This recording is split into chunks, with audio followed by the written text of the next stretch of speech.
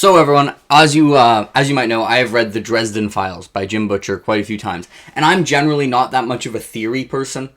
A lot of the time, my issue with theories is just the theory, if it was true, wouldn't be that good of a story.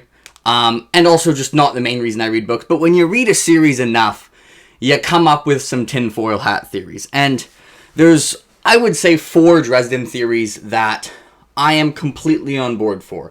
And 2 of them, Vin the cat also thinks they're good theories. And 2 of those theories are super common, and you'll find everywhere. And 2 of them I basically never see. And so the first 2, I just have a hat. But for the last 2, the tinfoil is coming out. Let's get into it.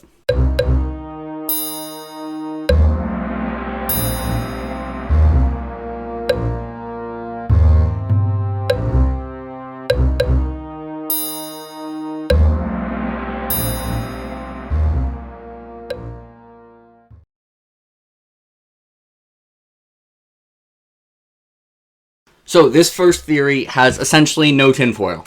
This is probably the most widely accepted Dresden theory.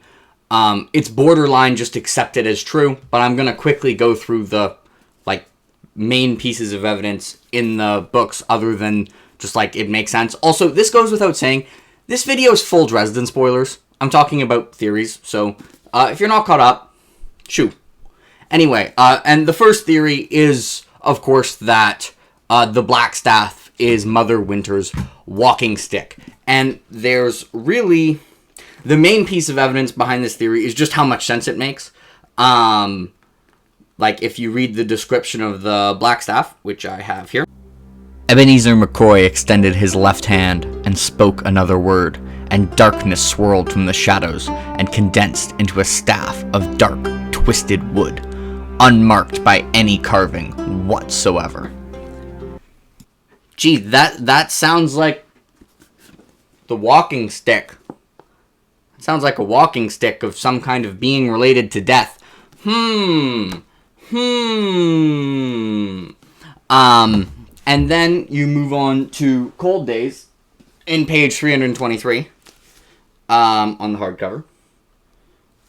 And Mother Summer says, "She rarely leaves our cottage anymore. She lost her walking stick."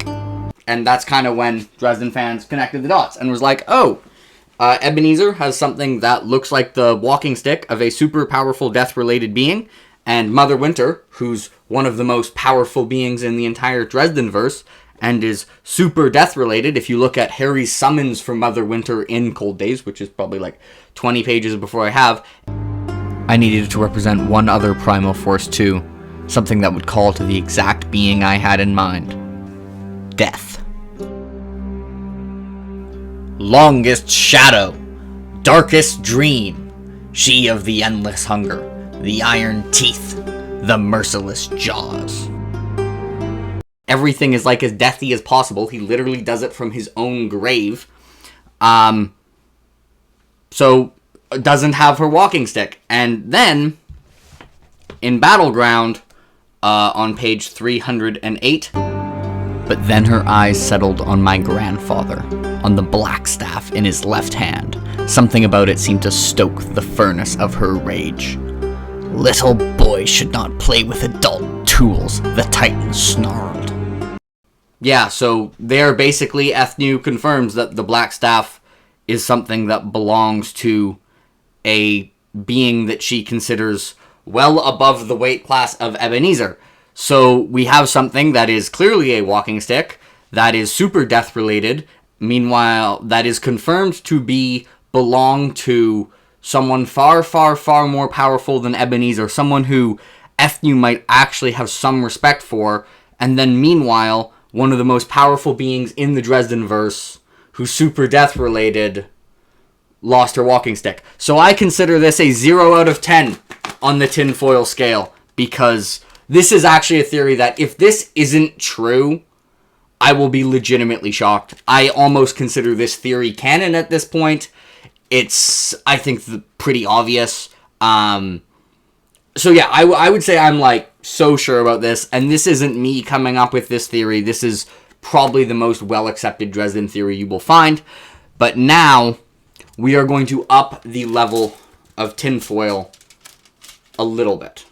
Okay, time for theory number 2, which is worthy of one piece of tinfoil. This one is definitely less accepted than the Blackstaff theory, but it's also not one that I haven't seen in other places. I've seen this in plenty of places.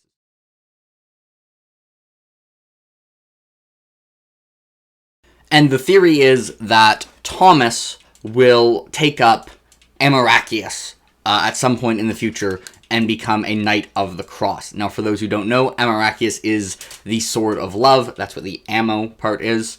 Anyway, Fidelicius, Faith, Sword of Faith, whatever. And the most obvious bit of evidence for this is just kind of like Thomas's speech about love in Blood Rites. And that the Sword of Love is incredibly fitting for him in a similar way that, like, the Sword of Faith was fitting for Shiro, or that, the Sword of Love was fitting for Michael, who obviously a huge part of Michael's identity is surrounded by his family. So, for reference, this is what Thomas says in Blood Rites, which really makes me think that, well, the Sword of Love would be fitting for him. This is all things Thomas says in a conversation with Harry. Love is another kind of power, which shouldn't surprise you. Magic comes from emotions, among other things, and when two people are together in that intimacy, when they really selflessly love each other, it changes them both. It lingers on in the energy of their lives, even when they are apart. Love killed the dinosaurs, man. And then Harry's like, I'm pretty sure a meteor killed the dinosaurs, Thomas. There's a theory making the rounds now that when a meteor hit, it only killed off the big stuff. There were plenty of smaller reptiles running around, about the same size as all the mammals at the time. The reptiles should have regained their position eventually, but they didn't, because the mammals could feel love. They could be utterly, even irrationally, devoted to their mates and offspring. It made them more likely to survive. The lizards couldn't do that. The meteor gave the mammal their shot, but it was love that turned the tide. He's totally taken up Amarachius. What the hell does that have to do with a Nari getting burned? Aren't you listening? Love is a primal energy, Harry. To actually touch that kind of power hurts us. It burns. We can't take any energy that's been touched by love. It dampens our ability to cause lust as well. The man is really, that is obviously a very love-related quote. And also, it's just that, one of his primary motivators throughout the series is based on his relationship and love for Justine. And also, I know what you might be saying. Well, he can't pick up the sword, he's a fucking vampire. And that is true. It's very possible that the sword would burn him. But there is some kind of evidence that that the motivations of a vampire does matter. Now, we don't have a full vampire picking up Amarachius, but we do have Susan wielding Amarachius in Changes as a half-vampire. And what Harry says is this. That was then, I said.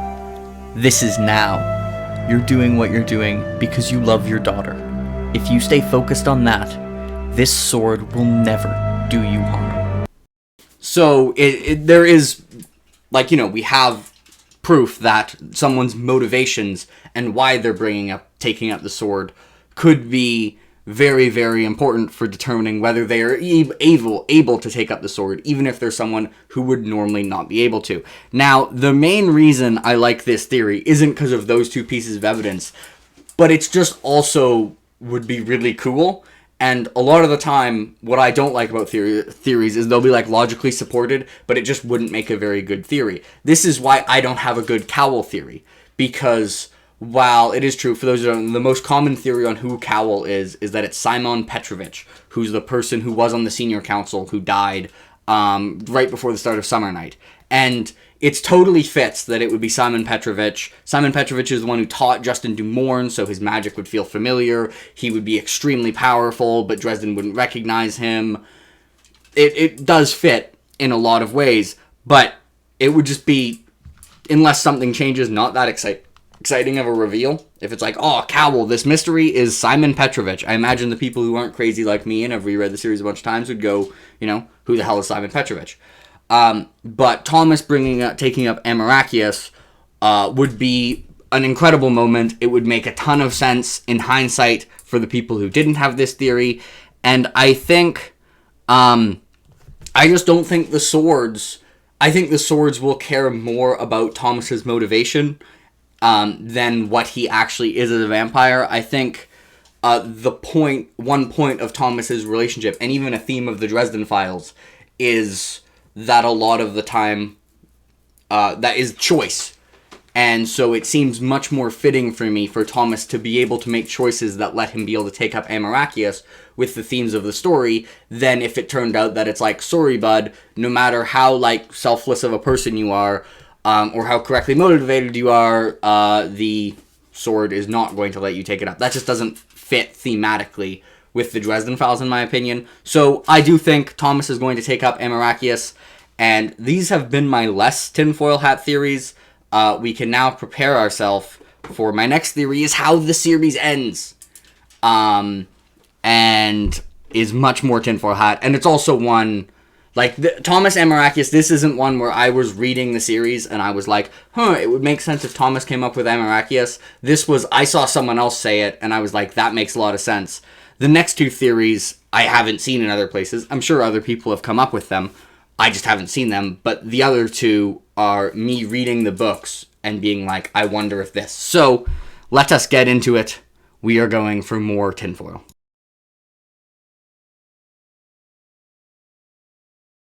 Okay, so theory number 3, and it is about how Harry's story ends and what the Dresden Files are. So it has been confirmed by Jim Butcher in the past that these are the journals of one Harry Dresden. And if you go to page 496 of Turncoat on the mass market paperback, Harry finds Ebenezar's entire thing of journals, and he asks who wrote these, and Ebenezer says, Merlin, Ebenezer said simply. He reached past me to put his own journal back in place. One of these days, Hoss, I think I'll need you to take care of these for me. Anyways, but something that people have pointed out is that Dresden is not told in first-person retrospective. It's first-person past. Every once in a while, there are tiny bits of first-person retrospective. For example, on the first page of Chapter 49 of Changes, or page 524 on the mass market paperbacks, it starts with, everything changed the night the Red Court died, it made the history books. So, Dresden perspective, it's very weird, because most of it is not in first-person retrospective. It just feels like first-person past tense. But every once in a while, we see that it's actually far in the future, Harry telling this. But he has, perfect memory. So it's somewhat weird. There's also one in Battleground where he just is like, yeah, my mental recorder stopped happening. But that's not how people remember things. But there's a very good explanation for it that can be found on page 268, and really for this entire chapter, which is chapter 30 of Ghost Story, which is he's remembering himself or something and then tells a story to Leia. And the story he tells to Leia is in the exact tense of the Dresden Files. And also, ghosts have perfect memory. So, my theory is basically that these books is Harry narrating to someone else as a ghost and someone else writing it down. And I think this is exactly the type of thing Jim Butcher likes to do, where he just lets people assume, whatever, the tense doesn't have to make sense, when actually there is an in-world explanation for it. I'm not sure who he's narrating to. I'm kind of leaning towards Uriel, Mr. Sunshine. I'm trying to think of who he would actually tell the complete story to, and I think that's one of the people I can think of. It could be one of his friends. It could be Maggie. It could be Michael. It could be Leia. Again, but I'm kind of leaning towards Uriel, and it just fits everything so well Also, it lets Jim hurt us in the end, and it makes a lot of sense. So this one is a lot more tinfoily than the others. So basically what I'm saying, the theory is, to be clear, is that the Dresden Files in general are the journals of Harry Dresden that were narrated to someone else by the ghost of Harry Dresden, which is why it has a combination of perfect memory, normally first person past, with like every once in a while a random hint of first person retrospective. Which, yes, means I think Harry is going to die at the end. This is probably my favorite of these four theories, and I think it's very likely, and I don't really see it from other people. This is the one I'm most curious to hear people's thoughts of, but this is how I think the Dresden Files is going to end.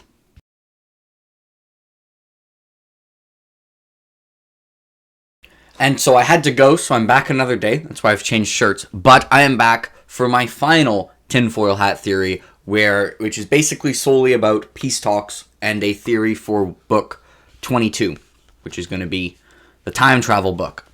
And basically, the theory is that in the novel Peace Talks by Jim Butcher, there are two Ebenezars. There is the same timeline as Harry Ebenezer, and then there is also a future Ebenezer who's much more bitter and antagonistic than the other Ebenezer. This is, so as you can see, this is like peak tinfoil hat. We're going time travel, boys. And basically what I think is going to end up happen is I think Ebenezer is going to basically have a corruption arc and be the antagonist of book 22. So, why do I think this? Well, my evidence is not exactly what you'd call conclusive. This is a reach. I might hurt my back with this reach, but hey, I'm wearing a tinfoil hat. I'm allowed to reach. So, Peace Talks, Chapter 6. Ramirez tells Harry that McCoy sent him to tell Harry about the peace talks in Chicago and that he's going to be on the security team. That doesn't sound important. What's going on? How does this prove that? Then, on page 21 of Peace Talks, we have McCoy show up. And it's worth noting that it says, some wisps of white silver hair drifted around his otherwise shining head, though there seemed to be more liver spots on the skin than I remembered from the last time I'd seen him. So McCoy looks noticeably older than Harry expected him to look, or since the last time he saw him. Which, I mean, he has aged, so as long as that's consistent throughout the book, this doesn't mean anything. But we're going to move on. And then page 28, calling back what I said before, is Harry tells McCoy about how he's on the security council for the peace talks, and McCoy is surprised by this. Now, this is kind of weird either way, because my theory says that this is future McCoy, and that past McCoy, current McCoy, is the one who got Harry for the council. But, I mean, it's also been 5 years. He could have just forgot that why Harry was obligated to go to those peace talks, or he might have been pretending to avoid time travel stuff and messing up. I don't know. This theory is a reach, but bear with me. If we then go up to page 115, it is just worth noting here that this is just after the scene where McCoy shows up again, and my theory is that this is future McCoy that almost fights with Harry the first time, and this is the one I'm the most sure is future McCoy, because corner hounds show up. And at the beginning of chapter 13, Butter says, "Hounds of Tindalos are real, huh?" So Hounds of Tindalos are a Lovecraftian monster that goes after people who have traveled in time. And they go after Ebenezer. So this is really what made me start to think that there was some time travel nonsense going on. And also Ebenezer was, like, very, very antagonistic towards Harry. Like, almost every sentence he said, every subject they talked about, he looped it back to, you're an idiot for trusting vampires. And then the next time they talk is page 187. And Ebenezer literally only says one word. So this is when they arrive at the peace talks. And while on my last reread, which I did this month, I was looking to see, like, whether Ebenezer was antagonistic towards Harry. And this is the only line of dialogue he has towards Harry before their final confrontation. Hoss, Ebenezer chided me gently. Chided him gently. That's the only thing they have. So he went from completely antagonistic to one bit of dialogue, and he's being like, no, when you're angry at someone and they fuck up, you usually don't chide them gently. You normally become more angry. So, the one thing I haven't figured out is the actual fight with Ebenezer at the end. I'm not sure which Ebenezer it was. Which makes me very unsure about this theory. The other three theories I'm confident on. Like, I'll almost be surprised if they're not right. This one, I'm iffy on. But really, the biggest piece of evidence is that when it just seems like a very Jim Butcher thing to do to have the vampire younger brother be trustworthy and reliable throughout the series. Because in most series, like, the jealous vampire younger brother would double-cross the protagonist, and the wise old mentor, famously the most trustworthy trope in all of fantasy, to go on a corruption arc, would be really an interesting and unique take on those tropes, and it seems totally like the type of thing Jim would do. And also, when I thought about the idea of Ebenezer being the antagonist of the time travel book, I was like, that sounds really cool and would make a great book. And that's my biggest piece of evidence for all four of these, is when I think of them, I think all four would improve the story. Which is really, to me, the number one bar for whether I think a theory is believable. Even if it's logically supported, if I don't think it would improve the story, I don't really buy it. But these I think do. So, that is it. I have gone on my tinfoil hat rampage. I will now remove the tinfoil hat. Dresden is the series I have the most tinfoil hats for. If I end up having a collection of tinfoil hat theories for others, I have one Stormlight theory, but it's not that tinfoil hatty. I'm pretty confident about it. Anyways, let me know if you want more tinfoil hat videos. This was kind of fun, but it's probably going to be a one-time thing, maybe like a two-time thing. I'm not a big theory person. Anyways, let me know if you enjoyed the video and whether you rate all four theories on a scale of it's never going to happen and you're completely fucking crazy to this is 100% going to happen and I completely agree with you. Bye, everyone.